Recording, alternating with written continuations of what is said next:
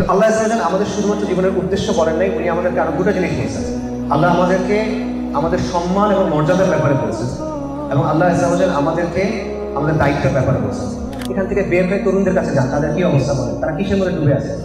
তাকে যে ডুবন্ত অবস্থা থেকে আপনি বের করে আনবেন, এটা কি করবে? আপনি না করলে কি করবেন বলেন? এবং আপনারা পরবর্তীকালে যতগুলো তাজদিদি আন্দোলন দেখেন বা দাওয়াতি আন্দোলন দেখেন, যেটাই বলেন, আপনি দেখবেন এভাবেই তো শুরু হয়েছে। কাউকে না কাউকে কাজটা শুরু করতে হয়েছে। কেউ দেশে চুরি করে দেন নাই, আকাশ থেকে তো ছিঁড়ে পড়ে দেয়।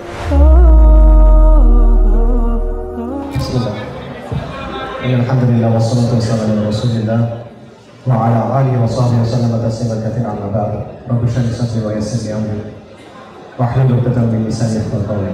আসসালামু আলাইকুম ওয়া রাহমাতুল্লাহি ওয়া বারাকাতুহু। আপনারা সবচেয়ে শুকরিয়া, আপনারা এতক্ষণ সময় ধরে এখানে আসেন, এই অনুষ্ঠানকে সফল করছেন। আল্লাহ উত্তম জাযা দেন। আয়োজক যারা আছেন তাদের সবাইকেও আল্লাহ উত্তম জাযা দেন, বিশেষ করে মুফতি মনোয়ার ভাই এই পুরো আয়োজনের জন্য এবং আমাদেরকে এখানে আমন্ত্রণ জানানোর জন্য আল্লাহ তাকে উত্তম জাযা দেন, এবং আমি শুকরিয়া জানাচ্ছি। আমি একটা গল্প দিয়ে শুরু করি বা একটা ঘটনা দিয়ে শুরু করি। সেটা হলো, বিশ্ববিখ্যাত একটা কোম্পানি আছে, অ্যাপল কোম্পানি। আপনাদের অনেকের মোবাইল আছে আইফোন, এই আইফোন হলো অ্যাপল কোম্পানি। তো অ্যাপল কোম্পানির যে প্রতিষ্ঠাতা ছিল এবং সিইও ছিল, তার নাম হলো স্টিভ জবস। এই ভদ্রলোক মারা গেছে 2011 সালে। তার মারা যাওয়ার কয়েক বছর পর, প্রায় 4 বছর পর, একটা বক্তব্য, মানে একটা লেখা ফেসবুকে ভাইরাল হয়েছিল। আপনাদের হয়তো মনে নাই, এটা আজকে থেকে 10 বছর আগের কথা। অনেকে হয়তো তখন ফেসবুক চালাইতেন না, আমার মনে আছে। তো এই লেখাটা ভাইরাল হয়েছিল তখন, এবং লেখাটার শিরোনাম ছিল অনেকটা এরকম যে স্টিভ জবসের শেষ চিঠি। এবং সেই চিঠির বক্তব্য কি, যে মৃত্যুর আগে তার উপলব্ধি কি জীবন নিয়ে, এটা নিয়ে একটা লম্বা চড়া আলাপ, খুব আবেগিক কথাবার্তা আছে। এবং সেখানের মূল শিরোনাম ছিল the most expensive bed is sick bed. মৃত্যু শয্যা হলো সবচেয়ে দামি শয্যা। এটা মানে কি? মানে দুনিয়াতে টাকা দিয়ে অনেক কিছু কেনা যায়, কারণ স্টিভ জবস অনেক দানের ব্যক্তি ছিল, ক্যান্সারে মারা গেছে। দুনিয়াতে টাকা দিয়ে অনেক কিছু পাওয়া যায়, অনেক কিছু কেনা যায়, অনেক কিছু করা যায়, কিন্তু একজন মানুষ যখন মৃত্যু শয্যায়, তখন টাকা দিয়ে কোনো কাজ আসে হয় না। মৃত্যু শয্যায় নিজের যে অবস্থান, এটাতে আরেকজনকে বসানো যায় না, টাকা দিয়ে লাভ নেই। তো এটা হলো আর কি ওই চিঠির বক্তব্য। এবং শেষে একটা মেসেজটা হলো যে জীবনের অর্থ আসলে মানে জীবনের উদ্দেশ্য আসলে টাকা পয়সা কামানো না, ধন সম্পদ কামানো না, আরো গভীর কোনো কিছু একটা ব্যাপার আছে। এখন সেই ব্যাপারটাকে এটা আমাদের খুঁজে বের করতে হবে। এটা হলো সেই ভাইরাল পোস্টের বক্তব্য। সাথে ছবি ছিল একটা স্টিভ জবসের আগের ছবি, সুন্দর স্বাস্থ্যবান। পরে হলো যে তার অসুস্থ সময়ের একটা ছবি, মনে করেন গাল ভেঙে গেছে, চোখ ডুবে গেছে, এরকম। এটা একটা ফেক লেখা ছিল, মানে এটা আসলে স্টিভ জবসের লেখা না, বাট ওই সময় এটা খুব ভাইরাল হয়েছিল। ভাইরাল হয়েছে কারণ এটা স্টিভ জবসের লেখা। আব্দুল জব্বার যদি এটা লিখতো তাহলে এটা ভাইরাল হইতো না, কিন্তু যেহেতু বিলিয়নিয়ার, সেহেতু তার লেখা ভাইরাল হয়েছে। কিন্তু এখানে স্টিভ জবস যে কথাটা বলছে, এই কথাটা আসলে এত লম্বা জিনিস নিয়ে বোঝানোর দরকার নেই। আমি এর চেয়ে সংক্ষেপে আপনাদের বলি। সাইয়েদনা আবু দারদা রাদিয়াল্লাহু আনহু, উনি একদিন বলতেছেন, হে দামাসকাসের অধিবাসীরা, আদ জাতির এমন সেনাবাহিনী ছিল যার শুরু হলো আদনে আর শেষ হলো ওমানে। আজকে তোমাদের মধ্য থেকে কে আমার কাছ থেকে 2 দিরহামের বিনিময়ে আদের ধ্বংসাবশেষ কিনবে? অর্থাৎ আদ জাতি এত সমৃদ্ধ ছিল, এত পাওয়ারফুল ছিল, তাদের এত বড় সেনাবাহিনী ছিল যে সেনাবাহিনীর এক মাথা যদি ইয়েমেনের আদন আদিয়ানে থাকে, তাহলে আরেক মাথা হলো ওমানে। মানে অনেক বড় সেনাবাহিনী, অনেক বড় সাম্রাজ্য, কিন্তু সেটা আজকে নাই, ধ্বংস হয়ে গেছে। আজকে এটার মূল্য কত? কোনো মূল্য নাই। কেউ 2 দিরহামের বিনিময়ে এটা কিনতে চায় না। তার মানে কি? দুনিয়ার যে সমৃদ্ধি, দুনিয়ার যে টাকা পয়সা, ক্ষমতা, এগুলো অস্থায়ী, এগুলো জীবনের মূল অর্থ না। কিন্তু এই কথাটা সাইয়েদনা আবু দারদা রাদিয়াল্লাহু আনহুর কথা যখন আমরা শুনি, ওটা আমাদের উপর অতটা প্রভাব ফেলে না। আমাদের উপর প্রভাব ফেলে বা সমাজের উপর প্রভাব ফেলে স্টিভ জবসের কথা, যদি ওটা ফেক কথা হয়। তো যে কারণে এটাকে শুরু করলাম, যেটা আমার মূল আলোচনার জায়গা, সেটা হলো যে আমাদের জীবনের উদ্দেশ্যটা আসলে কি। মানে আমরা জীবনের কি হইলে আপনি নিজেকে বলবেন যে আমার জীবনটা সফল হয়েছে। এই জায়গাতে আমাদের দেশের বা আমাদের সমাজের কিছু দৃষ্টিভঙ্গি আছে। আমরা ধরে নিই, যেমন মনে করেন একটা নির্দিষ্ট পরিমাণের ইনকাম থাকা, উপার্জন থাকা, কিছু নির্দিষ্ট পরিমাণ কিছু ডিগ্রি থাকা, আপনার জীবনযাত্রার মান একটা নির্দিষ্ট ধরনের হওয়া, এগুলোকে আমরা সফলতা ধরি। তবে পশ্চিমা বিশ্বে এগুলো নিয়ে অনেক তত্ত্ব আছে, তারা অনেক তত্ত্ব বা ব্যাখ্যা দেওয়ার চেষ্টা করছে যে জীবনের উদ্দেশ্যটা আসলে কি, এই নিয়ে তারা অনেক দর্শন দেওয়ার চেষ্টা করছে।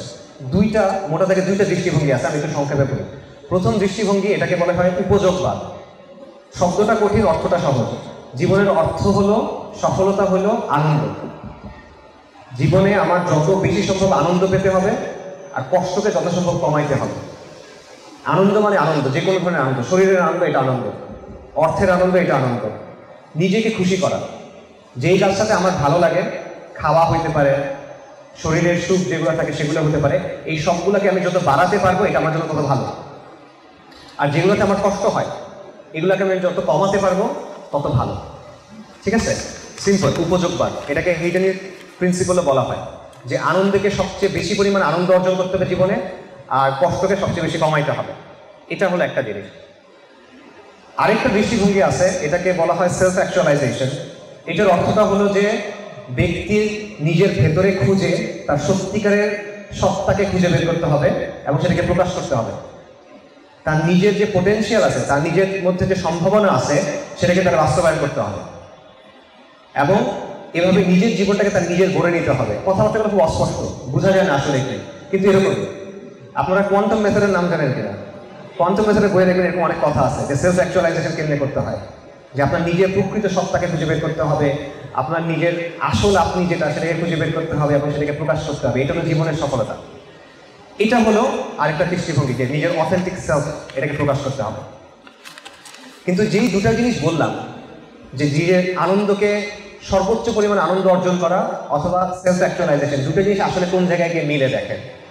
দুটা জিনিস গিয়ে মেলে ভোগের সাথে, নফসের সাথে। যেমন মনে করেন, একটা মানুষ যখন মনে করে যে ঠিক আছে আজকে আমাদের দেশে আমার নিজের সত্যিকারের সত্তা, আমার নিজের পরিচয়কে আমি নিজে তৈরি করব, তো মানুষ কি পরিচয় তৈরি করে? আমাদের সামনে অনেক ধরনের পোশাক, অনেক ব্র্যান্ডেড পোশাক, অনেক ধরনের বিনোদন, অনেক ধরনের খেলাধুলা, অনেক ধরনের শখ, অনেক ধরনের ভ্রমণ করা, অনেক ধরনের লাইফস্টাইল প্রেজেন্ট করা হয়। কে প্রেজেন্ট করে? টিভিতে প্রেজেন্ট করা হয়, সিনেমাতে প্রেজেন্ট করা হয়, মিডিয়াতে প্রেজেন্ট করা হয় এবং আমাকে বলা হয় তুমি এটা করো, এটা করলে তুমি জীবনের মধ্যে একটা অর্থ খুঁজে পাবা। এবং মানুষ সেটা করে। মনে করেন কিছু ছেলে আছে বা অনেক মানুষ আছে যে সে কিছু নির্দিষ্ট ধরনের গান শোনে, এটা তার পরিচয়। সে রক মিউজিক শুনে, তার পরিচয় হলো সে রক মিউজিক শোনে, এটা। কিছু মানুষ আছে তারা অ্যানিমে দেখে, অনেক মানে জাপানিজ কার্টুন দেখে, এইটা তার পরিচয়ের অংশ। কিছু মানুষ আছে সে ওই যে মাদ্রিদিস্তা, মানে সে রিয়াল মাদ্রিদের ফ্যান, সে রিয়াল মাদ্রিদের কোনো খেলা মিস করে না, সে বার্সেলোনার কোনো খেলা মিস করে না, এটা তার পরিচয়ের অংশ। সে কিছু নির্দিষ্ট ব্র্যান্ডের কাপড় পরে, এটা তার পরিচয়ের অংশ, রাইট? কিন্তু দেখেন সে পরিচয়টা বানাচ্ছে কোত্থেকে? কিছু জিনিসপত্র কিনে কিনে। আর এই জিনিসপত্রগুলো যারা আরও আছে, অনেক মানুষ আছে যারা মনে করেন বিভিন্ন সিনেমা বা টিভি সিরিয়ালের ক্যারেক্টার দেখে তার আদলে নিজের চরিত্র গঠন করে, নায়কের মতো করে পোশাক পরে, নায়কের মতো করে কথা বলে, বা ভিলেনের মতো করে নিজের মানে স্টাইলটা সাজায়, কথা বলার, তাকানোর স্টাইল, চুলের স্টাইল, এটসেট্রা এটসেট্রা। এরপর সে মনে করে এটা আমার ইউনিক পরিচয়, এটা আমার অনন্য পরিচয়। অথচ এই জিনিস কিন্তু বানানো হচ্ছে কার জন্য? কোটি কোটি মানুষের জন্য। একটা সিনেমা যখন বানানো হয় কতজন মানুষের জন্য বানানো হয়? শত কোটি মানুষের জন্য। একটা পোশাক যখন বানানো হয় শত শত কোটি মানুষের জন্য এটা বানানো হয়, অর্থাৎ এটা ম্যাস প্রডিউস, বিভিন্ন অসংখ্য মানুষের জন্য তৈরি করা, এবং অসংখ্য মানুষ এই প্রত্যেকটা জিনিস ফলো করতেছে এবং করে মনে করতেছে যে আমি সবার চেয়ে আলাদা। ঠিক আছে না? ওই একই জিনিস লক্ষ লক্ষ মানুষ দেখে, সেটা সে করে, তারপর করে মনে করে যে হ্যাঁ আমি কিন্তু সবার চেয়ে আলাদা। আমরা দেখবেন যে মানুষের অনেক মানুষ আছে যে কেউ আমাকে বোঝে না, আমার কষ্টটা কেউ বুঝে না, আমার কষ্টটা সবার চেয়ে আলাদা। না, সবার কষ্টটা সেম, আসলে খুব বেশি আলাদা কিছু না, কিন্তু সে মনে করে সে সবার চেয়ে আলাদা। তো এই জিনিসটা কি হলো, যে আপনি আসলে ভোগের মধ্যে ঢুকে গেছেন, পণ্যর মধ্যে। কিছু জিনিস দিয়ে আপনি চেষ্টা করছেন নিজের একটা পরিচয় বানাতে, কিছু জিনিস দিয়ে আপনি চেষ্টা করছেন নিজের জীবনের একটা অর্থ তৈরি করতে। এবং এটা মানুষ কি করে, যে সে গ্যাজেট কিনে, নতুন ব্র্যান্ডের মোবাইল ফোন কিনতে হবে, আমার জুতা এক রকমের হইতে হবে, আমার পিসিটা এক রকমের হতে হবে, আমার ল্যাপটপ এক রকমের হতে হবে, ইত্যাদি ইত্যাদি কিনতে হয়। নানা জিনিসপত্র কিনে সে চেষ্টা করে তার জীবনের একটা অর্থ তৈরি করার, এবং সাময়িক সময়ের জন্য এটা থেকে আনন্দও দেয়। তার কাছে মনে হয় যে হ্যাঁ আমি মনে হয় কিছু অর্জন করছি, কিন্তু এটা একটা চক্রের মতো। কারণ আপনি যে মোবাইল ফোনটা আজকে কিনছেন, 2 বছর পর এটা তো পুরোনো ব্র্যান্ড, তখন এটা আপনার আবার কিনতে হবে, তা না হলে আপনার পরিচয় পুরনো হয়ে যাচ্ছে, রাইট? সো এই জিনিসটা তখন আপনারা আবার করতেছে। সো আপনি একটা চক্রের মধ্যে পড়ে গেছেন, এই চক্রে লাভ তার হচ্ছে, যে ব্যবসা করে তার। আপনার আসলে তেমন কোনো লাভ নাই। আর যেটা বললাম যে যার উদ্দেশ্যই হলো নিজের সুখকে বাড়ানো, জীবনের উদ্দেশ্য হলো সুখ বাড়ানো, সে তো সুখের জন্য এটাই করবে, ভোগ করবে, তাই না? আর ভোগ তো আলটিমেটলি জিনিসপত্র দিয়েই হয়, দুনিয়া দিয়ে ভোগ হয়, আর কিছু দিয়ে তো হয় না। সো এরপরে কি হয় যে মানুষ আবার সোশ্যাল মিডিয়াতে দেখায় যে দেখো আমার জীবনটা কত ভালো, চেকিং দেয়, সে মনে করে কোথাও ঘুরতে গেছে, সেই জায়গায় গিয়ে সে বলে যে আমি এই জায়গায় ঘুরতে আসছি, আমরা ওখানে খেতে গেছি, আমরা এই কাপড় কিনছি ইত্যাদি। আপনি দেখবেন যে আমাদের সমাজে তো এখন আত্মহত্যা অনেক বেড়ে গেছে, বিশেষ করে তরুণদের মধ্যে বা 50 বছরের কম বয়সে যারা, যাদের মধ্যে আত্মহত্যা বেড়ে গেছে। আমি এরকম অনেক দেখছি যারা আত্মহত্যা করছে, তাদের ফেসবুক টাইমলাইনে গেলাম, ওটা দেখে মনে হবে সে দুনিয়ার সবচেয়ে সুখী মানুষ, হাস্যোজ্জ্বল ছবি, সে ওখানে গেছে, এই জিনিস কিনছে, অমুক জিনিস করছে, প্রচন্ড সুখী মানুষ, কিন্তু সে আত্মহত্যা করছে কেন? আসলে সে সুখী না, সে একটা মিথ্যা ছবি মানুষকে দেখাচ্ছে, ওইটা করেও সে মনে হচ্ছে এটা তার পরিচয়ের অংশ, তার জীবনটাকে সে এই জায়গায় নিয়ে আসছে, তার জীবনটা একটা মিথ্যা হয়ে গেছে। অনেক মানুষ আছে ওই যে নতুন রিলেশনশিপ হয়েছে, গার্লফ্রেন্ড বয়ফ্রেন্ড বা বিয়ে করছে, এবং তারা এটা দিচ্ছে, দেখে মনে হবে যে মানে লাইলি মজনু, রোমিও জুলিয়েট, দুনিয়ার সব ভালোবাসা তাদের দুজনের মধ্যে, মানে পুরো মানব ইতিহাসের সব ভালোবাসা এই দুজনের মধ্যে, দেখে মনে হবে। বাস্তবে দেখবেন যে ডিভোর্স হয়ে গেছে, বা একজন একজনের সাথে চিট করতেছে, বা এটসেট্রা। সো এইরকম একটা বিষয় হয়ে গেছে যে আপনি কি, আপনার পরিচয় কি, আপনার জীবনের উদ্দেশ্য কি, আপনার মাকসাদ কি, এটা আপনি নিচ্ছেন বাজারের কাছ থেকে, যে জিনিসটা ভোগ করার জন্য তৈরি করা হচ্ছে সেটা থেকে, আর এটার ভিত্তিতে আপনি নিজে নিজে একটা জিনিস বানাচ্ছেন যেটা ঠুনকো, যেটা টিকে না, ওটা আবার আপনি মানুষের সামনে উপস্থাপন করতেছেন। সো এই দুটা হলো পাশ্চাত্যের মানুষের জীবনের ব্যাপারে দৃষ্টিভঙ্গি। তাদের জীবনে যে সিদ্ধান্তগুলো হয়, তারা যেভাবে কাজ করে, তারা যেভাবে ভাবে, মোটা দাগে এই দুটার ভিতরে আপনি দেখবেন এটা পড়ে যাবে। এবং এই জন্য আপনি অনেক ট্রেন্ড দেখবেন, যেমন ধরেন বিজ্ঞাপনের স্লোগান দেখবেন যে জাস্ট ডু ইট, যে তোমার যদি কিছু করতে ইচ্ছা করে জাস্ট ডু ইট, এত চিন্তা করার দরকার নেই, মানে নফসকে খুশি করো, তোমার মন চাইছে করে ফেলো, আরেকজনের প্রতি না করলেই হলো। তারপর মনে করেন একটা কথা আছে, স্লোগান আছে, আপনি অনেক ইনফ্লুয়েন্সারদের দেখবেন বলতে, ইউ অনলি লিভ ওয়ান্স, যে জীবন তো একটাই। তো জীবন যেহেতু একটাই, যা যা করার করে ফেলো, নিজেকে আটকায় রাখো না, নিজেকে বঞ্চিত করো না, তাই না? মানে সে হারাম করতে চায়, সে গুনাহ করতে চায়, এটা ব্যাখ্যাটা কি? জীবন তো একটাই, জীবন নিজেকে বঞ্চিত করে তো লাভ নাই। এটা হয়েছে জীবনের ব্যাপারে তাদের দৃষ্টিভঙ্গি। এখন আমাদের দৃষ্টিভঙ্গি কি? আমাদের দেশের অবস্থাটা কি? আমাদের তরুণদের একটা অংশ এভাবেই চিন্তা করেন, আপনি দেখবেন আমাদের তরুণদের একটা সিগনিফিকেন্ট অংশ এইভাবেই চিন্তা করে। এর বাইরে যারা আছে তারা কীভাবে চিন্তা করে? ধরেন মফস্বল শহরের কোনো একজন ছেলে বা মেয়ে, তারা পড়াশোনা করলো, এইচএসসি দিল, তারপর শহরে যাবে, তাদের গোল কি এখন? একটা ভালো ইউনিভার্সিটিতে ভর্তি হওয়া, ইউনিভার্সিটিতে ভর্তি হয়ে তার একটা ভালো ফ্রেন্ড সার্কেল থাকবে, সে কিছু ওই যে বন্ধু আড্ডা গান টাইপের মজা টজা করবে, কিন্তু সিজিপিএ ভালো রাখতে হবে। সিজিপিএ ভালো দেখে সে মানে বের হবে, তারপর সে একটা চাকরি করবে, ভালো স্যালারির একটা চাকরি করবে, এর মধ্যে তার কয়েকটা রিলেশনশিপ আসবে যাবে, তারপর 30-32 বছর বয়সের দিকে গিয়ে সে একটা বিয়ে করবে, রাইট? এবং বিয়ে করার পর দুজনই চাকরি করবে, কারণ তার একটা স্ট্যান্ডার্ড অফ লিভিং দরকার, তার নির্দিষ্ট একটা লাইফস্টাইল দরকার, তাই দুজনকে চাকরি করতে হবে। সেই চাকরি করবে এবং নানা জিনিসপত্র কিনে, নানা জায়গায় ঘুরতে গিয়ে, বছরে একবার সে দেশের বাইরে ঘুরতে যায়, তার ফ্ল্যাট আছে, তার গাড়ি আছে, তার বাড়ি আছে, তার সুন্দর পোশাক আছে, এই তো এই জিনিসটা দেখায় সে তার জীবনের সফলতা চিন্তা করে। এটা একটা। আরেকটা হলো মনে করেন ঢাকা, চট্টগ্রাম বা এই টাইপের শহরের যারা উচ্চ মধ্যবিত্ত, এই ফ্যামিলির ছেলে পেলে যারা, তাদের চিন্তাটা কি? ওই সেম, তারা হয়তো বা অনার্স পর্যন্ত পড়বে, তারপর দেশের বাইরে চলে যাবে, দেশের বাইরে গিয়ে কুফফারের সাথে থাকবে, কুফফারের মতো করে জীবন যাপন করবে। এই হলো জীবনের উদ্দেশ্য, জীবনের অর্থ, জীবনের সফলতা। এটা হলে সে সফল, কিন্তু তাদের হিসাবে। এটা আমাদের দেশের সমাজের অবস্থা, আমাদের বাবা মাদের অবস্থাটা, তারা এভাবে চিন্তা করে কিন্তু, যে একটা ছেলে যদি এই জিনিসপত্রগুলো থাকে বা তার মেয়ের যদি এই বিষয়গুলো থাকে, তারা জীবনে সফল। আমাদেরকে কি বলানো হয় দেখেন, যে লেখাপড়া করে যে গাড়ি ঘোড়া চড়ে সে, মানে লেখাপড়া আপনি কেন করতেছেন বলেন? গাড়ি ঘোড়া চড়ার জন্য। হাসির বিষয় না কিন্তু, দেখেন লেখাপড়া আপনি কিছু বোঝার জন্য করতেছেন না, কিছু জানার জন্য করতেছেন না, গাড়ি ঘোড়া চড়ার জন্য করতেছেন, মানে কেনার জন্য করতেছেন, টাকার জন্য করতেছেন, সম্মানের জন্য করতেছেন, দুনিয়া কামানোর জন্য করতেছেন, রাইট? এইটা হলো আমাদের জীবনের বিষয়। আরেকটা অংশ আছে যারা মনে করে এগুলা কিছুই করে না, সে কি করে? সে হলো হয় ওই কাছে আসার গল্পের মধ্যে থাকে, প্রেম করতেছে, ছাগা খাইতেছে, নেশা করতেছে, অথবা মনে করেন সিনেমার লাইনে ঢুকছে, অথবা গান বাজনা করতেছে, এইসবের মধ্যে সে ওই লাইনে ঢুকে নাই, কিন্তু সে ওই যে নিজেকে খুশি করা, নিজের নফসকে খুশি করা, ভোগের যে নাই, সেটা থেকে বের হচ্ছে না।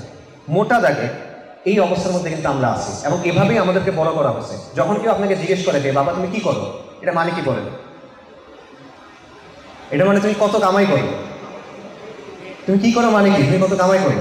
কেউ যখন জিজ্ঞেস করে যে তোমার কেমন চলতেছে, কি অবস্থা, মানে তোমার লাইফস্টাইলটা এখন কেমন, তোমার স্ট্যান্ডার্ড অফ লিভিংটা এখন কেমন, তাই না? এবং বাবা মারা কীভাবে চিন্তা করে বা ছেলেরাও কীভাবে চিন্তা করে আমার ডিগ্রিটা এখন কিসের।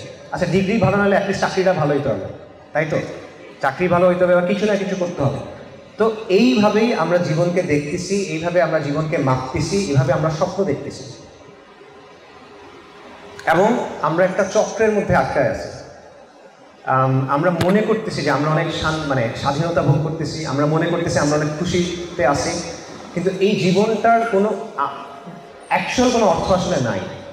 কারণ আপনি যেমন ধরেন একটা মানুষ 5 লাখ টাকা ইনকাম করে ধরেন, কিন্তু আপনি দেখবেন মাসের 20-25 তারিখ হইতে হইতে তার হয়তো বা 4,90,000 টাকা শেষ বা আরও বেশি শেষ। মানে তার কিন্তু তৃপ্তি নাই, সন্তুষ্টি নাই, তার ছোটাটা বন্ধ হচ্ছে না। কিন্তু সে সকাল 8টা থেকে মনে করেন রাত 10টা পর্যন্ত খাটতেছে, তার হাতে সময় নাই, এবং প্রতিদিন সে একই কাজ করে যাচ্ছে। সে ঘুমায়, সে খায়, সে বাথরুমে যায়, সে জন্ম দেয়, এবং সে এই যে গরুর মতো কাজ করতে থাকে। এবং সে যখন মারা যাবে এই কাজের ফলাফল কি বলেন? কিচ্ছু না, এটার কোনো ফলাফল নাই। তার উপার্জনের বাইরে এটা লিটারালি আর কোনো সিগনিফিকেন্স নাই। তো একটা চক্রের মধ্যে আমরা পড়ে আছি। আপনারা একটা ছবি দেখছেন বা ভিডিও দেখছেন অনেক সময়, যে একটা চাকা আছে, চাকার মধ্যে একটা ইঁদুর দৌড়াচ্ছে বা গিনিপিগ দৌড়াচ্ছে। সে কন্টিনিউয়াস দৌড়ায়, কিন্তু সে জায়গা কিন্তু পরিবর্তন হয় না, সে আগাতে পারে না, সে পিছাইতেও পারে না, সে ওই একই জায়গায় দৌড়াচ্ছে। এটা হলো আধুনিক মানুষের অবস্থা, এটা আমাদের সমাজের মানুষের অবস্থা, এটা পশ্চিমা সমাজের মানুষের অবস্থা। আপনি একটা চক্রের মধ্যে পড়ে আছেন, যেই চক্র আপনাকে কোনো জায়গায় নিয়ে যাবে না, ওই জায়গাটা ছাড়া। এবং আমাদের ছোটা যেটা, এটা আসলে বন্ধ হয় না। তো এইটা হলো জীবনের সবচেয়ে বড় লস আমার কাছে মনে হয়। কেন মনে হয়? তা আল্লাহ সুবহানাহু ওয়া তাআলা কোরআনে বলছেন, ওয়াল আসর ইন্নাল ইনসানা লাফি খুসর। আল্লাহ কালের শপথ করে বলতেছেন মানুষ ক্ষতিগ্রস্ত, মানুষ ক্ষতির মধ্যে আছে। মানুষ কেন ক্ষতির মধ্যে আছে? কারণ যে সময়টা তাকে দেয়া হয়েছে, এই সময়টা সীমিত। এটা একটাই চান্স, এই সময়টাকে কাজে লাগায় তার নিজেকে আখিরাতে বাঁচাতে হবে। কিন্তু এই সময়টা বেশিরভাগ মানুষই ভুলে থাকে, বেশিরভাগ মানুষ এই সময়টাকে কাজে লাগায় না। বেশিরভাগ মানুষ এই সময়টা কী জন্য খরচ করে? ওই যে নিজের ভোগ বাড়ানোর জন্য, একটা জিনিস কেনার জন্য, স্ট্যান্ডার্ড অফ লিভিং মেইনটেইন করার জন্য। কিন্তু এটা কিন্তু সে তো ওই নাজাতটা পাবে না যেটা তার দরকার। তাহলে সে কিসের মধ্যে আছে? ক্ষতির মধ্যে আছে। উলামায়ে কেরাম মুফাসসিররা এটা ব্যাখ্যা করার সময় বলছেন যে আল্লাহ সুবহানাহু ওয়া তাআলা সূরা আসরের আলোচনায় তারা বলছেন যে মনে করেন ব্যাপারটা হলো প্রতিটা দিন হলো একটা ঈদ, যেটা আপনি দুনিয়া থেকে নিয়ে আখিরাতে রাখতেছেন, এবং ওই দিনটা আপনি কীভাবে খরচ করতেছেন সেটার উপর নির্ভর করবে আখিরাতে আপনার বাড়িটা কেমন হবে, কোথায় হবে। আপনার বাড়ি কি জান্নাতে হবে না জাহান্নামে হবে, এটা ওই দিনটা আপনি কীভাবে খরচ করতেছেন তার উপর নির্ভর করে। আপনার সময়টা আপনি কীভাবে খরচ করতেছেন তার উপরে নির্ভর করে। এবং আপনার বাড়ি যদি জান্নাতে হয়, ওটা কেমন বাড়ি হবে, কুড়ে ঘর হবে, এবড়ো খেবড়ো হবে, নাকি আলিশান প্রাসাদ হবে, এটা নির্ভর করতেছে ওই সময়টা আপনি কীভাবে কাজে লাগাচ্ছেন তার উপরে।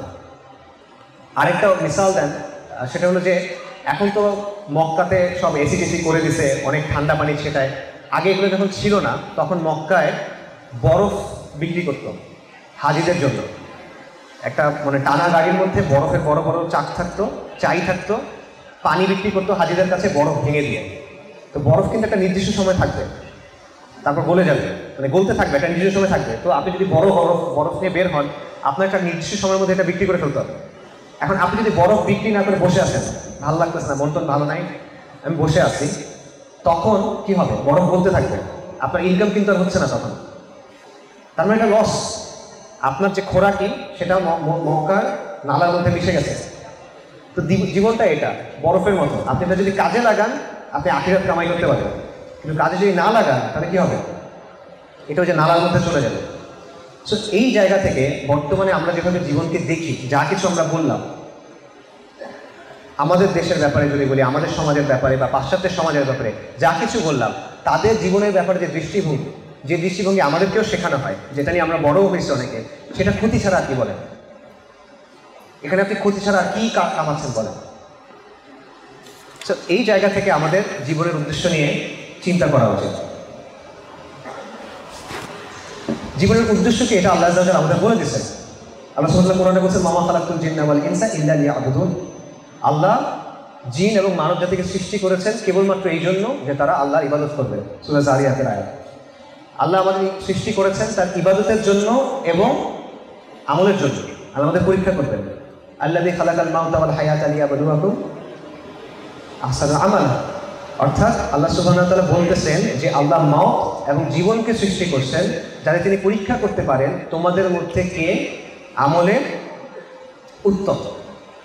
এবং এই যে আমল করতেছেন আপনি, এই আমলের একটা হিসাব করা হবে, এই আমলের উপর একটা পরীক্ষা করা হবে। ফামান ইয়া'মাল মিসকালা যাররাতিন খায়রান ইয়ারা ওয়া মান ইয়া'মাল মিসকালা যাররাতিন শাররান ইয়ারা। অর্থাৎ যে অনুপরিমাণ ভালো কাজ করবে সেটা তাকে দেখানো হবে, যে অনুপরিমাণ খারাপ কাজ করবে এটা তাকে দেখানো হবে। এইটা হলো জীবনের উদ্দেশ্য, জীবনের বাস্তবতা। আল্লাহ সব বলে দিচ্ছেন। পরীক্ষা আসবে, পরীক্ষার প্রশ্ন কি, পরীক্ষায় কী করলে পাস করতে পারবেন সব বলে দেওয়া হবে। কিন্তু আমরা কিন্তু জানি, জানার পরও আমরা এটার উপর আমল করি না, আমাদের মধ্যে এটার প্রতিফলন হয় না। এটা কেন হয় না? এটা কেন হয় না এটাও আল্লাহ আযজা ওয়া জাল্লা আমাদের বলছেন, ওয়াল আখিরাতু খায়রুন ওয়া আবকার। কারণ তোমরা দুনিয়ার জীবন থেকে প্রাধান্য দাও।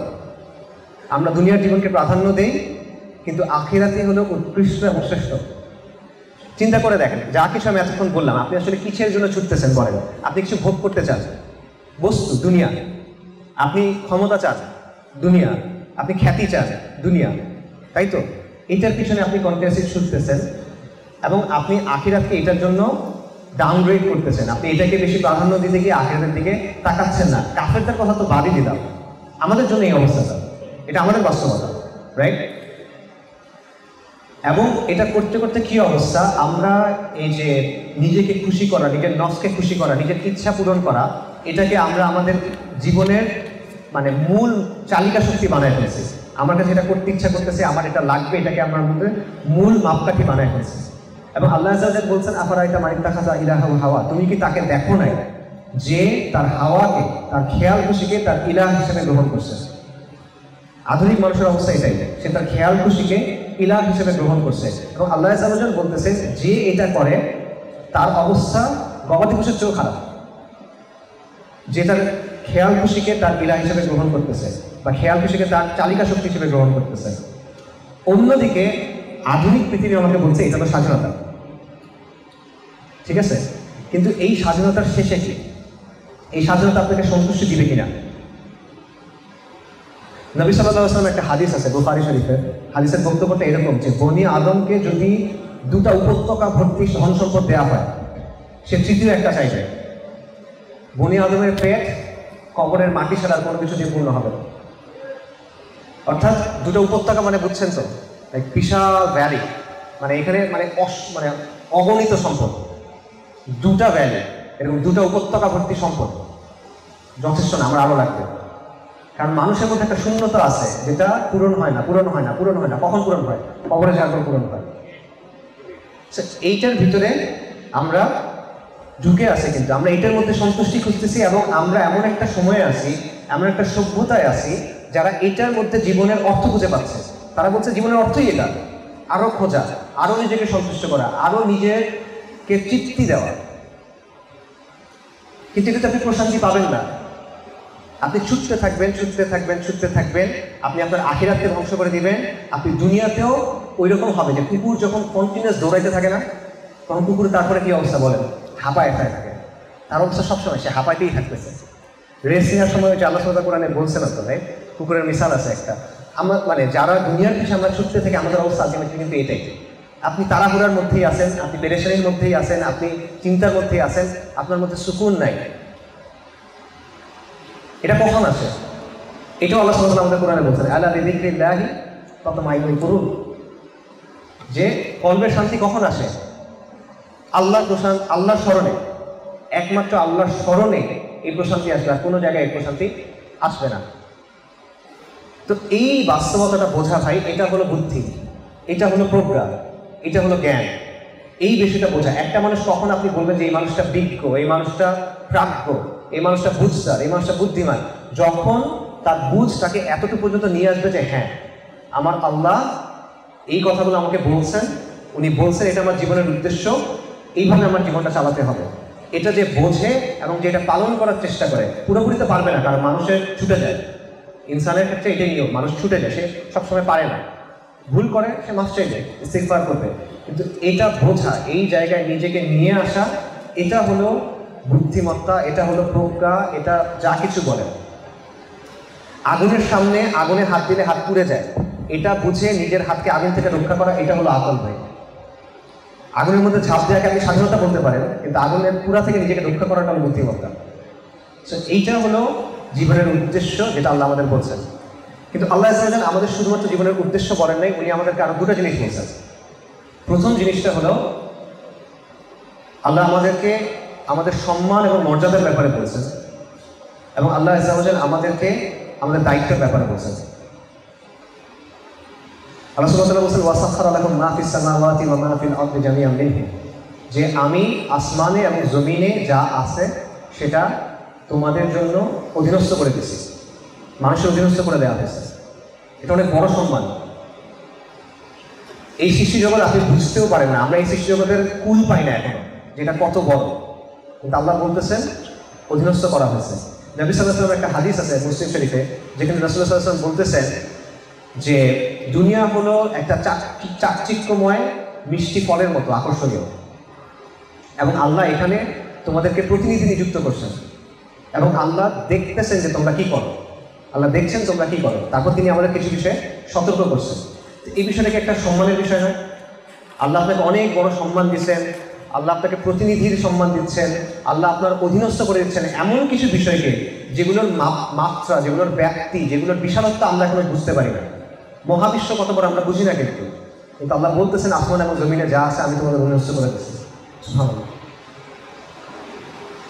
তো এই যে আল্লাহ দিচ্ছেন, এই সম্মানটা দিচ্ছেন, তার সে দায়িত্ব দিচ্ছেন, সেই দায়িত্বটা কি?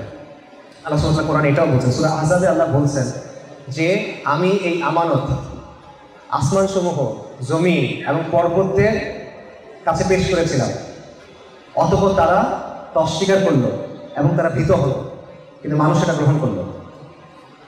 এই আমানা কি? মুফাসসিরগণ, তাবিঈগণ, সাহাবায়ে কেরাম এবং অন্যান্য ইমামগণ, মুফাসসিরগণের বেশিরভাগের মত হলো এখানে আল্লাহ যে বলছেন যে আমি আমানা পেশ করলাম, যেটা পর্বত নেয় নাই, আকাশ নেয় নাই, জমিন নেয় নাই, ভয় পাইছে, মানুষ গ্রহণ করছে, সেই আমানতটা কি? মুফাসসিররা বলছেন আমানতটা হলো শরিয়া। আমানতটা হলো আল্লাহ সুবহানাহু ওয়া তাআলার যে বিধি নিষেধের সমষ্টি, এই সব কিছু মিলে এটা হলো সেই আমানত। আল্লাহ সুবহানাহু ওয়া তাআলা এবং রাসূলুল্লাহ সাল্লাল্লাহু আলাইহি ওয়াসাল্লামের যে আনুগত্য, এই দায়িত্বটা নেওয়া, এটা হলো সেই আমানত।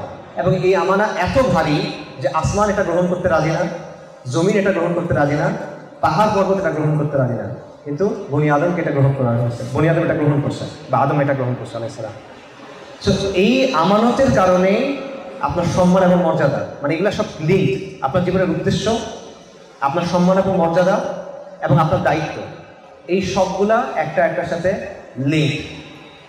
এটা আমাদের চিন্তা করা দরকার, এবং আমাদের নিজেদেরকে এখন যে প্রশ্ন করা দরকার, যেটা আসলে আপনাদের কাছে আমার মূল কথা বা আপনাদের প্রতি আমার জিজ্ঞাসা বা প্রশ্ন, সেটা হলো এই যে আল্লাহ আপনাকে একটা অবস্থান দিলেন, এই যে আল্লাহ আপনাকে জীবনের ব্যাপারে বুঝটা দিলেন, আপনার জীবনের উদ্দেশ্য এটা, আল্লাহ আপনাকে একটা সম্মানের অবস্থান দিলেন, আল্লাহ আপনাকে একটা দায়িত্ব দিলেন, আমরা ওই দায়িত্ব পালন করতেছি। এই প্রশ্নটা চিন্তা করা, এটা হলো আমাদের চিন্তা করা খুব বেশি জরুরি। আমরা অনেক খুশি থাকি, অনেক সন্তুষ্ট থাকি যে হ্যাঁ আমরা তো প্র্যাকটিসিং, আমরা একটা দিন পালন করছি, আল্লাহ আযজা ওয়া জাল আমাদের উপর দয়া করে, তার রাহমা এটা, তার নিয়ামত এটা, যে আমাদের দিনের কিছু বুঝে দিচ্ছেন। হ্যাঁ, আমি হয়তো বা দাড়ি রাখছি, আমি টুপি পরি, আমি সুন্নতি পোশাক পরার চেষ্টা করি, আমি সাদাকা করি কিছু, আমি সালাত আদায় করি, নিয়মিত সালাত আদায় করি, হারাম থেকে দূরে থাকি, হালাল পালন করার চেষ্টা করি, আমি খুব ভালো মুসলিম। এটা দায়িত্ব পালন করা না, এগুলো দিনের অপরিহার্য অংশ, অবশ্যই এটা দিনের গুরুত্বপূর্ণ অংশ, কিন্তু এখানে আপনি দিনের দায়িত্ব কি পালন করতেছেন বলেন? এটা তো আপনি আপনার নিজের জন্য করতেছেন, এটা তো আপনার আখিরাতের জন্য, তাই না? আপনি নিজেকে রক্ষা করার জন্য করতেছেন, শাস্তি থেকে বাঁচার জন্য করতেছেন, নেকির জন্য করতেছেন। আপনার দায়িত্বটা আপনি কোথায় পালন করতেছেন পুরোপুরি? আয়েশা রাদিয়াল্লাহু আনহা থেকে একটা এরকম বর্ণনা আছে যে সাহাবায়ে কেরাম রাসূলুল্লাহ সাল্লাল্লাহু আলাইহি ওয়াসাল্লাম যখন হাঁটতেন, সাহাবায়ে কেরাম বলতেন যে ওনার সাথে আমাদের তাল মিলাতে কষ্ট হতো, এত দ্রুত হাঁটতেন।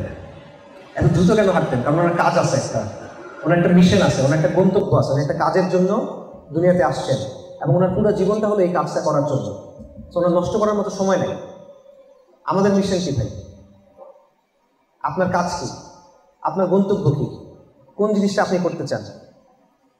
প্রত্যেকটা মানুষের সেটা থাকা উচিত। একটা ব্যবসা প্রতিষ্ঠান যখন তৈরি হয়, তারা 50 বছরের প্ল্যান করে।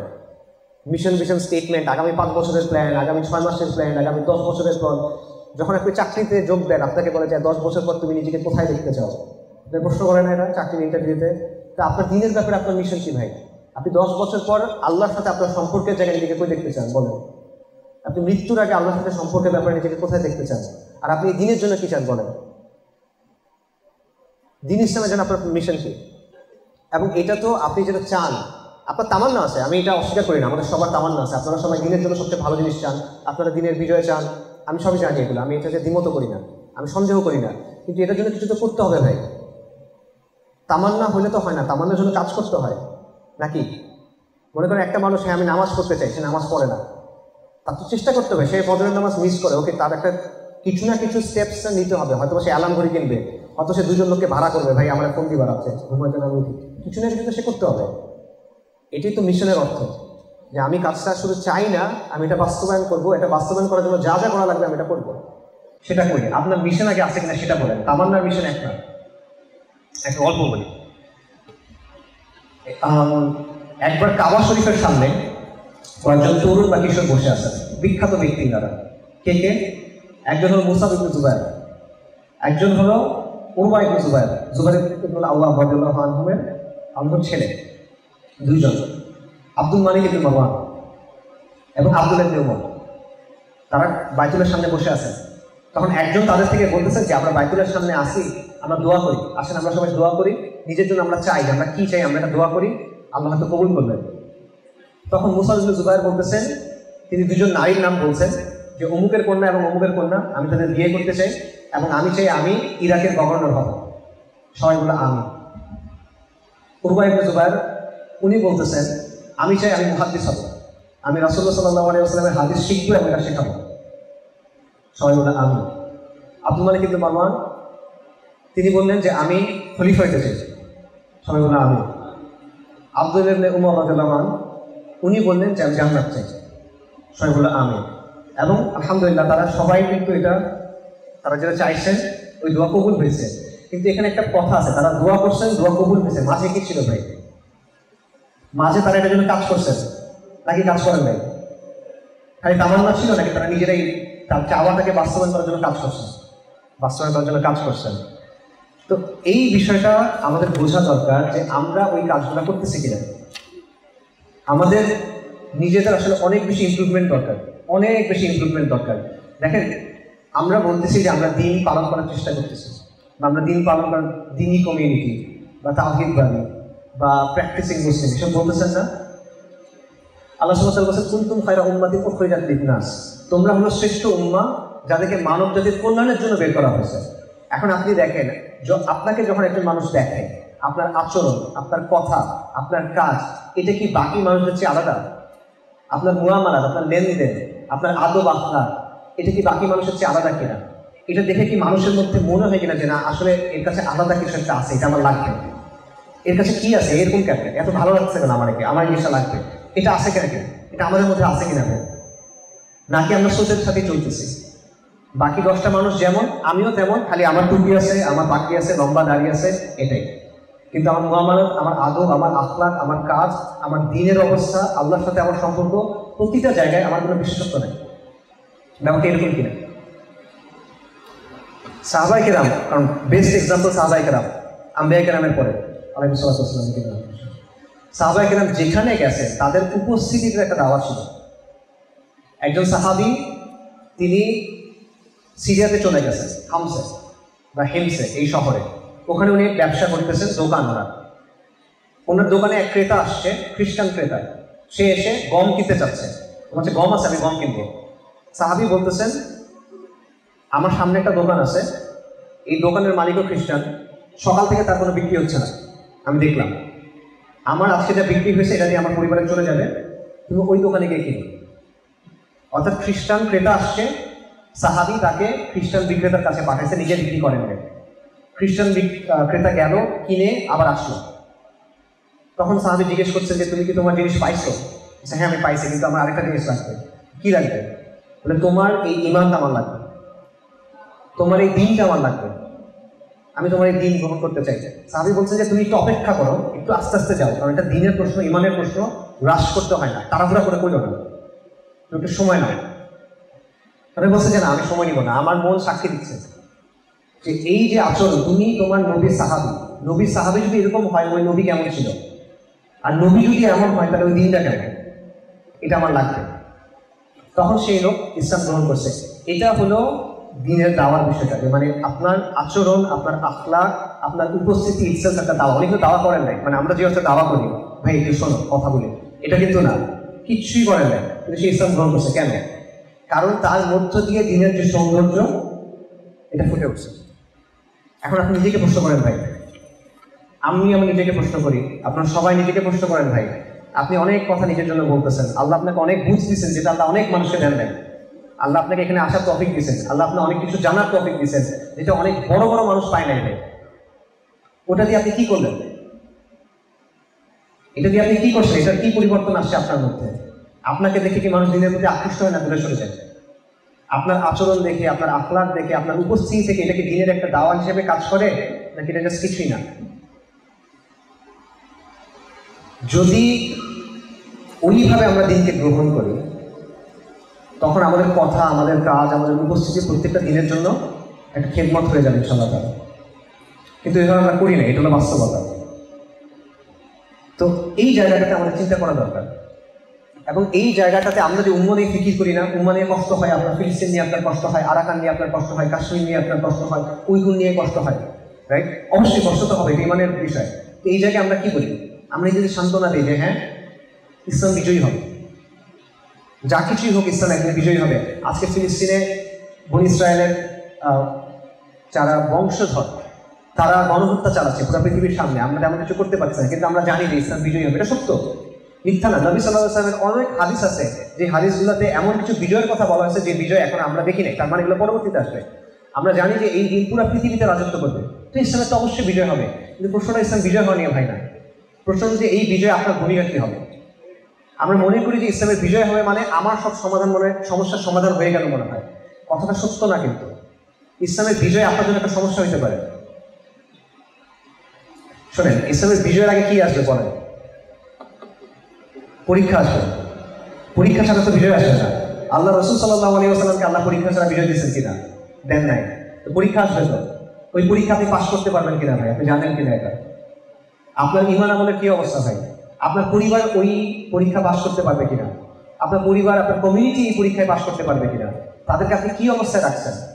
তাদের চোখের সামনে ক্রমাগত কুফর, শিরক, বিদআত, ফাহিশা, জাহেলিয়াত তাদের মাথায় ঢুকানো হচ্ছে কন্টিনিউয়াসলি।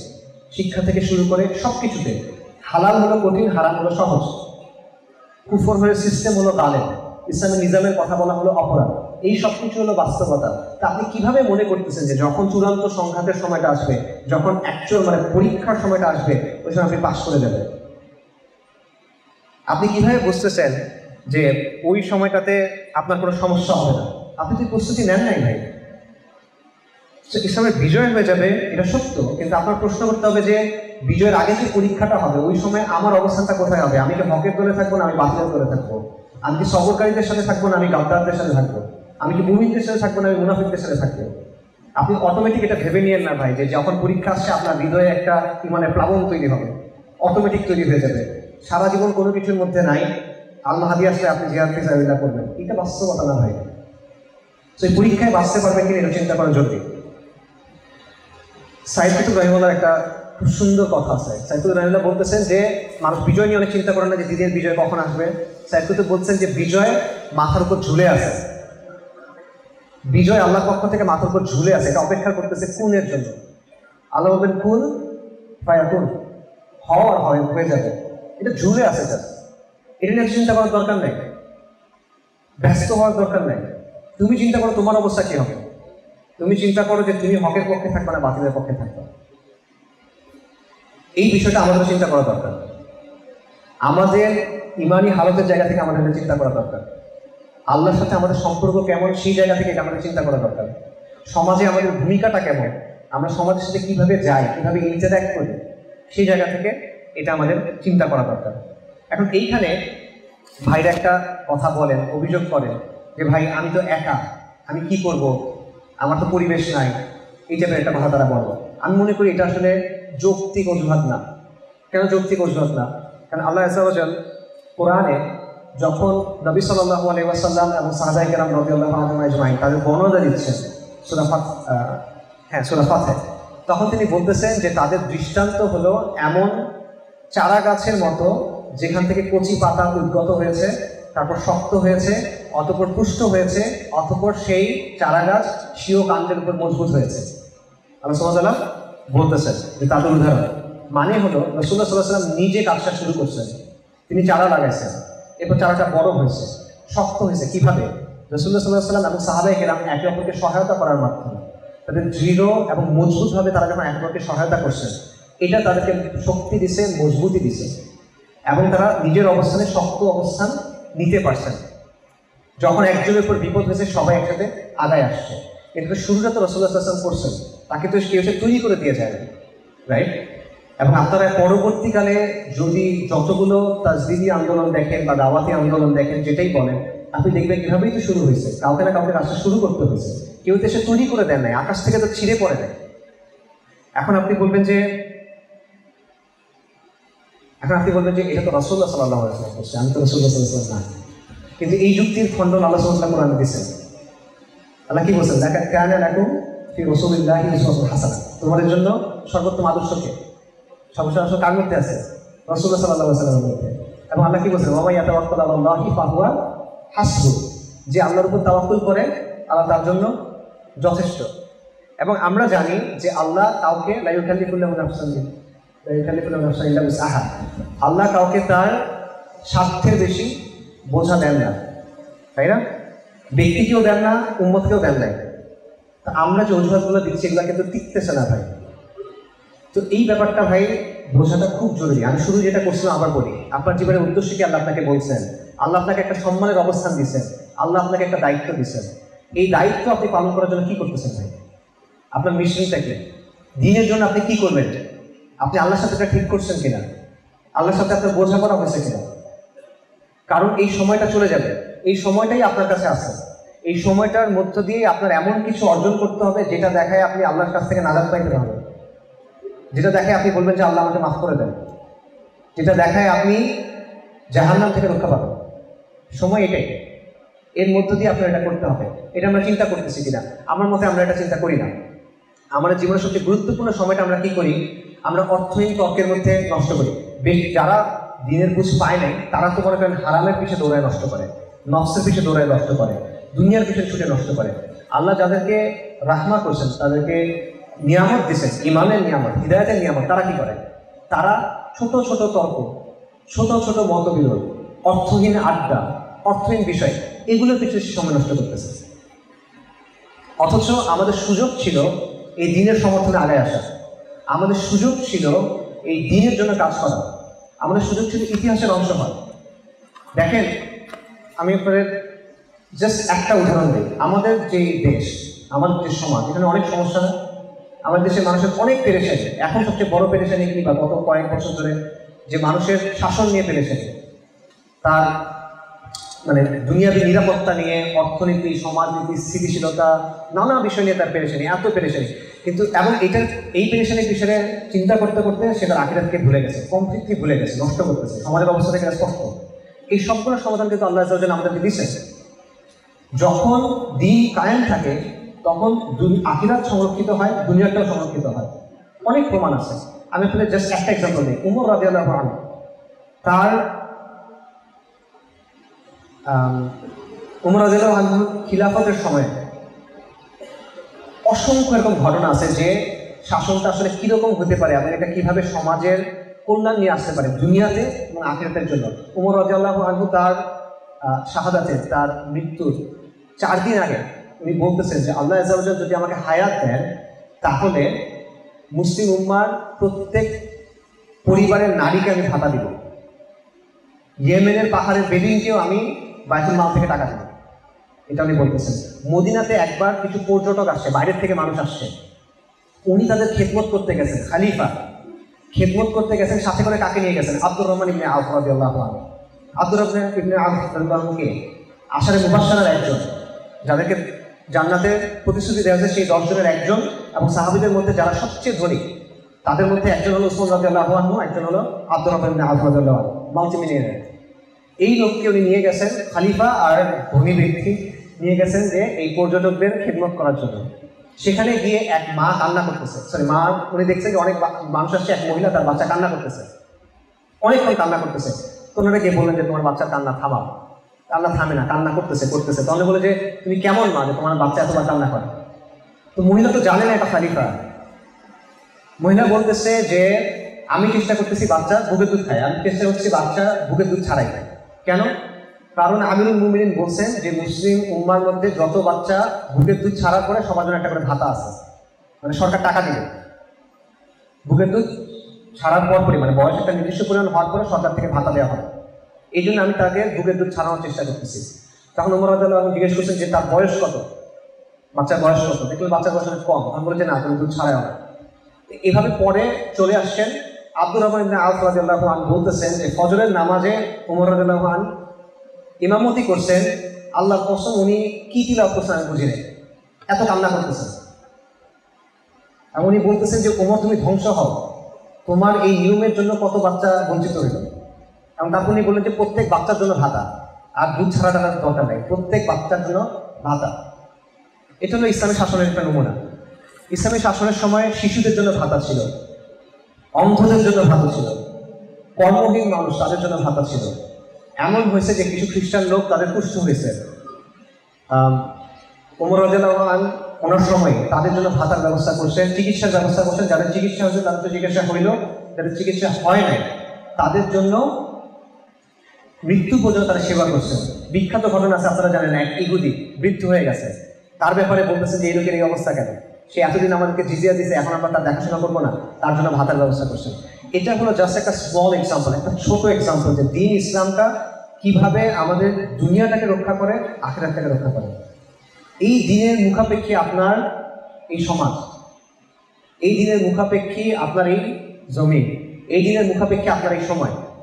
এবং এই দিনটা যে এত ভালো এটা সবাই বুঝতেছে না, এটা বাস্তব। কিন্তু আপনার সমাজের 10টা মানুষকে যে জিজ্ঞেস করেন তারা কিন্তু বুঝে না, তারা কিন্তু বুঝে না যে এটা তাকে সমাধান দিতে পারে। এই বুঝটা একটা অনেক বড় নিয়ামত। এই নিয়ামত আল্লাহ কাকে দিচ্ছেন? আপনাকে দিচ্ছেন। কিন্তু আপনি কি করছেন এই নিয়ামত নিয়ে বলেন? এই যে আপনি নিয়ামত পাচ্ছেন, এটার হকটা আপনি কিভাবে আদায় করবেন বলেন? এইটার যদি আল্লাহ যদি আপনাকে জিজ্ঞেস করে যে তুমি কি করলে আমার দিনের জন্য, বলো, আপনি আল্লাহ কি জবাব দেবেন একটু চিন্তা করেন। রাসূলুল্লাহ সাল্লাল্লাহু আলাইহি ওয়াসাল্লামের নবুয়তের সময় মক্কায় একটা লোক ছিল, রুকানা ইবনে আবি ইয়াজিদ, মানে খুব রেসলার, মল্লযোদ্ধা বাংলা বলে, মানে রেসলার, কুস্তিগির, এবং তার সাথে কেউ পারে না এরকম। তো রাসূলুল্লাহ সাল্লাল্লাহু আলাইহি ওয়াসাল্লাম তার কাছে গিয়ে দাওয়াত দিয়েছে, রুকানা তুমি ইসলাম গ্রহণ করো। তো এই লোক ধান্দা বাড়াবে, সে ইসলাম গ্রহণ করবে না। সে বলছে যে আচ্ছা ঠিক আছে, আমার সাথে কুস্তি করো, আমাকে হারাতে পারলে আমি ইসলাম গ্রহণ করবো, কারণ তাকে কেউ হারাতে পারে না। তো রাসূলুল্লাহ বলছেন আসলে? হ্যাঁ। তো রাসূলুল্লাহ সাল্লাল্লাহু আলাইহি ওয়াসাল্লাম কিন্তু কুস্তিগির না, তিনি কুস্তি করছেন এবং ওই লোক হারছে। একবার, দুইবার, তিনবার, কয়েকবার সে হারছে, এবং হারার পর সে অবাক হয়ে গেছে যে আমার কি হচ্ছে। তো রাসূলুল্লাহ বলছেন যে তুমি এটা অবাক হচ্ছ, তুমি যদি আমার সাথে থাকো তুমি এর চেয়ে অনেক বেশি বিস্ময়কর জিনিস দেখবে। মানে তুমি যদি দিনের সাথে থাকো তুমি এর চেয়ে অনেক বেশি বিস্ময়কর জিনিস দেখবে। এটা বাস্তবতা। এই দিন তো বিস্ময়কর জিনিস দেখানোর জন্য আসছে। এই দিন কিসরা এবং কায়সারের প্রাসাদ ভেঙে দিচ্ছে না, এই দিন পূর্ব থেকে পশ্চিমে বিস্তৃত হয়েছে না, এই দিন এখনকার সময় ফেরাউন নমরুদ তাদেরকে পরাজিত করছে না, আমেরিকা পরাজিত হয়েছে না 20 বছর পরে। এই দিন আরো অনেক কিছু দেখাবে। আল্লাহর কসম এই দিন আপনাকে অনেক বিস্ময়কর জিনিস দেখাবে। আপনি যদি এই দিনের সাথে থাকেন, আপনি যদি এই দিনেরকে নিজের মিশন বানান এবং এটাকে আপনার জীবন বানান, আপনি অনেক বিস্ময়কর জিনিস দেখবেন। আল্লাহ আপনাকে দেখাবে। আল্লাহ আপনাকে এখনকার সময় যারা রোম তাদের পরাজয় দেখাবে, আল্লাহ আপনাকে হিন্দুস্তানের বিজয় দেখাবে। আল্লাহ এই উম্মতকে অনেক এই দিন পুরো দুনিয়াতে কায়েম হবে। এই বিজয়গুলো আল্লাহ আমাদের দেখাবেন, এই প্রজন্মে না হলে পরে দেখাবেন। এবং ইনশাআল্লাহ আমি এটা আসলেই মনে করি আল্লাহ আপনাদের ইতিহাসে সাক্ষী করবেন। কিন্তু আগে তাকবীর দেন না, আগে তাকবীর দেন না। আবার প্রশ্ন শেষ হয় না, এটা আনন্দের কথা, খুব ভালো, ওই যে দিন বিজয়ী হবে। পরের কথায় আসেন, আপনি কি করবেন বলেন? আপনি কি করতেছেন বলেন? আপনার যে উম্মা এটা ডুবে যাচ্ছে, তাই না? আপনার উম্মা ডুবে যাচ্ছে। আপনার এইখান থেকে বের হন, এখানে আলহামদুলিল্লাহ আমরা দিনের খুব সুন্দর কথা বলতেছি, এখান থেকে বের হয়ে তরুণদের কাছে যান, তাদের কি অবস্থা বলেন? তারা কিসের মধ্যে ডুবে আছে? তাকে যে ডুবন্ত অবস্থা থেকে আপনি বের করে আনবেন, এটা কি করবে? আপনি না করলে কি করবে বলেন? আল্লাহ এই জিনিসটা আপনাকে কেন দিলেন? আপনি নষ্ট করতেছেন কেন? এই জিনিস তো মানে আখিরাতে মানুষ হাত কামড়াবে না এগুলোর জন্য। এই জিনিস আল্লাহ আপনাকে দিয়ে দিচ্ছে, মানুষ বলবে যে আমি আবার ফেরত চাই, আমাকে সুযোগ দেন আল্লাহ, ফেরত চাই, তাই না? এটা আল্লাহ আপনাকে দিয়েছেন, আপনি এটা নষ্ট করতেছেন। যে যারা জাহান্নামের দিকে যাচ্ছে তাদেরকে আপনার ঘুরে আলোর দিকে আনার দরকার ছিল, এই কাজ আপনি করতেছেন কিনা? উম্মত ডুবে যাচ্ছে, তাকে আপনি ফেরত আনতেছেন কিনা? এই কাজ আপনি করতেছেন না তো। স্রোতের টানে আপনার সমাজের মানুষকে আপনি তাওহীদের কথা বলতেছেন কিনা? আপনার ঈমান আমলের অবস্থা এরকম হয়েছে কিনা যাতে আপনার উপস্থিতি, আপনার আচরণ, আপনার আখলাক, আপনার মুআমালাতে প্রত্যেকটা জিনিস দেওয়া হয়? আপনি কি নিজেকে ঈমান আমলের ওই জায়গাতে নেওয়ার চেষ্টা করতেছেন কিনা? আপনি কি আল্লাহ আযজা ওয়া জাল্লার সাথে কথা বলতেছেন কিনা? আল্লাহ আযজা ওয়া জাল্লার সাথে নিজের বোঝাপড়াটা করতেছেন কিনা? আপনি কি আল্লাহর কাছে ওয়াদাটা করতেছেন কিনা? আল্লাহর কাছে ভিক্ষা চাচ্ছেন কিনা আল্লাহ যেন আপনাকে দিয়ে কাজগুলো করান? আপনি কি এটা করতেছেন কিনা যে স্রোতের বিপরীতে চলাতে ভাই যথেষ্ট না, আপনি স্রোত তো বদলাবেন, আপনি স্রোত ঘুরাই দেবেন? সেইটার জন্য আমরা কি করতেছি? এই সময় করতেছি না। কুনতুম খায়রা উম্মাতিন উখরিজাত লিন-নাস, এইটার যোগ্য হওয়ার জন্য কি কাজটা আমরা করলাম?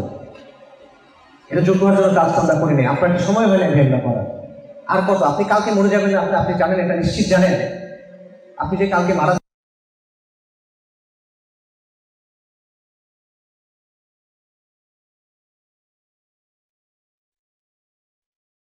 আপনি নিশ্চিত জানেন আপনি এটার উপর থাকবেন। আপনি যদি কালকে নিজেকে কবরের মধ্যে আবিষ্কার করেন, আপনি কি জবাব দেবেন? আপনি আখিরাতে থেকে আল্লাহ কি জবাব দেবেন? আল্লাহ সুবহানাহু ওয়া তাআলা কোরআনে বলছেন যে সূরা বাকারাতে যে মুমিনদের মধ্যে কিছু মানুষ আছে তারা নিজেকে আল্লাহর সন্তুষ্টির জন্য বিক্রি করে দেয়। আপনি ওটা হইতে চান না কেন? আমরা এটা হওয়ার চেষ্টা করি না কেন? আল্লাহ সুবহানাহু ওয়া তাআলা বলছেন ইয়া আইয়ুহাল্লাযীনা আমানু কুনু আনসারাল্লাহ, যারা ঈমান আনছে, আল্লাহ বলছেন তোমরা যারা ঈমান এনেছো তোমরা আল্লাহর সাহায্যকারী হও। আমরা কেন আল্লাহর সাহায্যকারী হচ্ছি না? এই প্রশ্নটা আমাদের সবার করা উচিত। আপনি নিজেকে প্রশ্ন করেন এখন এবং পরবর্তীতে গিয়ে। আমি এখন আপনাকে জিজ্ঞেস করতে পারি আপনারা সবাই আছেন আমার সাথে, আমি এটা আপনাদেরকে এখন বলতে পারি হ্যাঁ ভাই কালকে থেকে আপনারা হবেন তো ইনশাআল্লাহ, হবেন কিনা? ঠিক আছে, আপনি বলবেন, কিন্তু এইখানে বলাটা সুন্দরও লাগবে, অনেক ক্যামেরায় ভালো আসবে, কিন্তু এই প্রশ্নটা আপনার নিজের বলা দরকার ভাই। এবং এইটা একবার আল্লাহর সাথে ওয়াদা করলে এই ওয়াদা আপনার সারা জীবনে চলবে। এবং আমি আপনাদের বলতেছি যদি এই দিনের মিশনটা আপনি নেন এবং এটাকে আপনার জীবন বানান, আল্লাহ রাসূল সাল্লাল্লাহু আলাইহি ওয়াসাল্লাম রুকানাকে বলছিল যে তুমি যদি এই দিনের সাথে থাকো তুমি অনেক বিস্ময়কর জিনিস দেখবা। আমি আপনাদের বলতেছি, আমি কথা দিচ্ছি ইনশাআল্লাহ আপনারা অনেক বিস্ময়কর জিনিস দেখবেন যদি এই দিনের মিশন আপনারা গ্রহণ করেন। ইয়া আইয়ুহাল্লাযীনা আমানু কুনু আনসারাল্লাহ। আসসালামু আলাইকুম।